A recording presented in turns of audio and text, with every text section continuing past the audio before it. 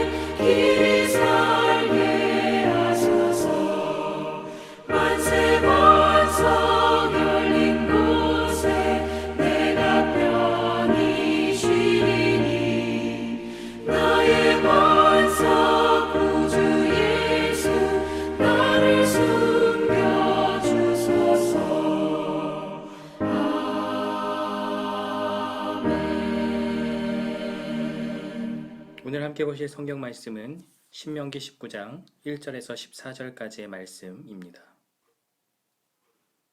하나님 여호와께서 이 여러 민족을 멸절하시고 내 하나님 여호와께서 그 땅을 내게 주심으로 내가 그것을 받고 그들의 성읍과 가옥에 거주할 때에 하나님 여호와께서 내게 기업으로 주신 땅 가운데에서 새 성읍을 너를 위하여 구별하고 하나님 여호와께서 내게 기업으로 주시는 땅 전체를 새 구역으로 나누어 길을 닦고 모든 살인자를 그 성읍으로 도피하게 하라. 인자가 그리로 도피하여 살만한 경우는 이러하니 곧 누구든지 본래 원한이 없이 부지 중에 그의 이웃을 죽인 일, 가령 사람이 그 이웃과 함께 벌목하러 삼림에 들어가서 손에 도끼를 들고 벌목하려고 찍을 때에 도끼가 자루에서 빠져 그의 이웃을 맞춰 그를 죽게 함과 같은 것이라. 이런 사람은 그 성읍 중 하나로 도피하여 생명을 보존할 것이니라. 그 사람이 그에게 본래 원한이 없으니 죽이기에 합당하지 아니하나 두렵건대 그 피를 보복하는 자의 마음이 복수심에 불타서 살인자를 뒤쫓는데 그 가는 길이 멀면 그를 따라 잡아 죽일까 하노라.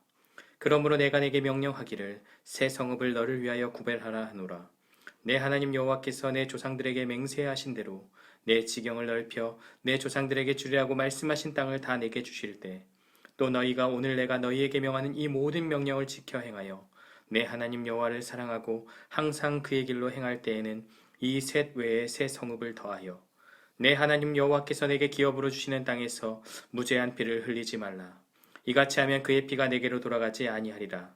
그러나 만일 어떤 사람이 그의 이웃을 미워하여 엎드려 그를 기다리다가 일어나 상처를 입혀 죽게 하고 이 한 성읍으로 도피하면 그 본 성읍 장로들이 사람을 보내어 그를 거기서 잡아다가 보복자의 손에 넘겨 죽이게 할 것이라. 내 눈이 그를 긍휼히 여기지 말고 무죄한 피를 흘린 죄를 이스라엘에게서 제하라. 그리하면 내게 복이 있으리라. 내 하나님 여호와께서 내게 주어 차지하게 하시는 땅, 곧 내 소유가 된 기업의 땅에서 조상이 정한 내 이웃의 경계표를 옮기지 말지니라. 아멘. 오늘 본문에서는 약속의 땅에 들어가려면 도피성을 지으라고 말씀합니다. 땅이 넓어지면 도피성도 늘려가야 한다고 하는데요. 우리는 이 말씀이 잘 이해가 되지 않습니다. 도피성이 왜 이렇게 중요한 것일까요? 정말 필요한 것일까요? 이유는 누구나 죄를 지을 가능성이 있기 때문입니다. 실제로 고의가 아닌 부재 중에 살인을 할 사람은 많지 않을 것입니다. 그러나 혹시라도 부재 중에 죄 지은 사람은 구제의 방법이 없습니다. 의도하고 살인을 한 사람은 처벌을 받게 되지만 실수로 사람을 죽였음에도 구제의 방법이 없다면 안타까운 상황이 발생하겠죠. 본문 4절과 5절이 그것을 설명하고 있는데요. 도피성에 들어갈 수 있는 조건은 부지 중에 그의 이웃을 죽인 일. 예를 들면 손에 도끼를 들고 나무를 자르려다가 도끼날이 빠져서 이웃을 죽였을 경우입니다. 혹시라도 보복자에 의해 죽임을 당하지 않도록 하나님은 도피성을 마련해 주신 것이죠. 그런데 모세는 이를 악용하는 사람들에 대해서도 언급합니다. 11절인데요. 그러나 만일 어떤 사람이 그의 이웃을 미워하여 엎드려 그를 기다리다가 일어나 상처를 입혀 죽게 하고 이 한 성읍으로 도피하면, 의도적으로 즉 고의로 사람을 죽인 자가 도피성으로 피합니다. 자신은 죽음을 면하기 위해 도피성을 선택했지만 결과는 무엇입니까? 보복자에게 넘겨 죄값을 치르게 한 것이죠.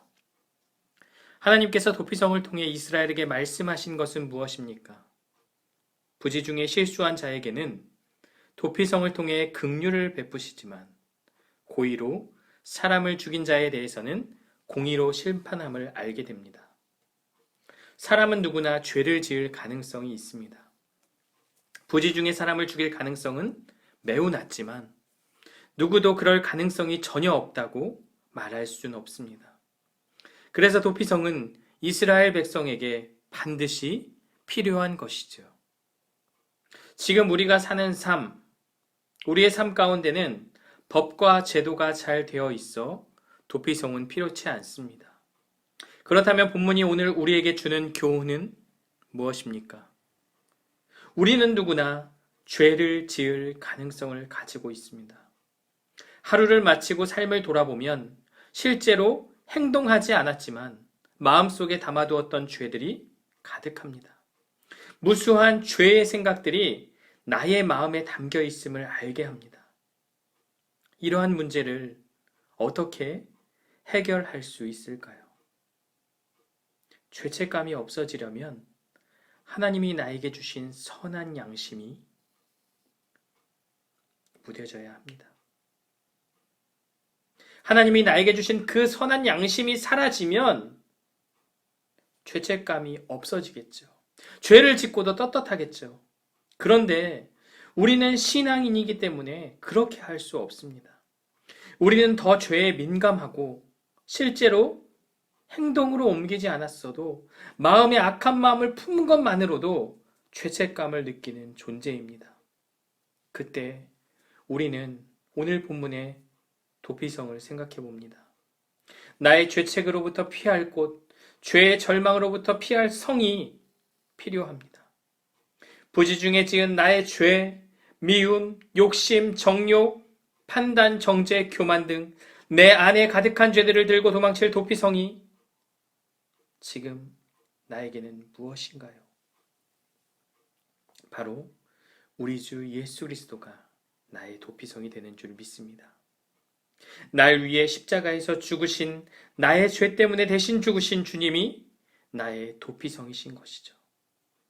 내 안에 무수한 부지 중의 죄들을 안고 말씀이라는 도피성, 주님이라는 도피성으로 도망갑니다. 주님만이 나의 피할 바위시요 안전한 성입니다. 이런 생각을 가지고 2절 말씀을 다시 한번 읽어봅니다.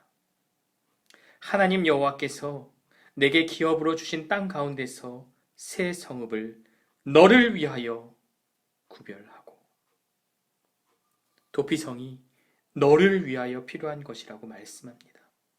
나는 살인을 저지르지 않을 것 같은데 너를 위하여 도피성이 필요하다고 말씀합니다. 오늘을 살아가는 우리에게 꼭 필요한 것이 도피성입니다. 예수 그리스도라는 도피성, 말씀이라는 도피성, 말씀을 읽고 묵상하는 가운데 만나는 예수 그리스도가 진정한 도피성이 되는 줄 믿습니다. 사랑하는 세관교회 성도 여러분, 우리가 매일 말씀을 묵상하는 이유는 바로 이것 때문입니다. 말씀을 통해서 직접 주님을 만나는 것 외에는 도피성을 경험할 수 없기 때문입니다. 매일 우리는 주님이라는 도피성의 긍휼과 자비를 경험합니다. 나의 죄를 깨닫고 고백하고 말씀의 은혜 속에서 나를 용서하시고 사랑하시는 그 주님의 사랑 안에 머물 때 하루를 살아갈 힘을 얻게 됩니다. 주님이 나의 도피성이요 피난처임을 기억하고 온전히 주님만을 신뢰하는 우리 모두가 되기를 간절히 소망합니다. 함께 기도합니다. 하나님 아버지, 오늘도 각 가정에서 새벽 기도회로 하나님께 영광 올려드립니다. 마음을 다해 드리는 이 귀한 예배를 주님 기쁘게 받아 주옵소서. 오늘 주신 말씀을 기억하며 나를 위하여 필요한 도피성이신 예수 그리스도를 의지하며 살아가는 우리의 삶이 되게 하여 주옵소서. 내 안에 더러운 죄들이 있지만 주님의 말씀 앞에 서서 주님의 긍휼을 갈망하며 기도하는 우리 모두가 되게 하여 주옵소서. 이 시간 교회를 위해서 함께 기도하며 나아갑니다. 먼저 유창진 담임 목사님에게 힘과 능력을, 특별히 말씀 전하는 사역 위에 지혜를 허락하여 주옵소서. 부교육자, 당회와 직분자들 영적인 침체에 빠지지 않도록 말씀과 기도로 무장하게 하여 주옵소서. 온 성도들이 각 가정에서 드리는 예배를 통하여 가정이 교회가 되게 하여 주시고 우리들의 다음 세대에게 본이 되는 우리 부모 세대가 될 수 있도록 우리 성도님들을 가정을 축복하여 주시고 함께하여 주옵소서.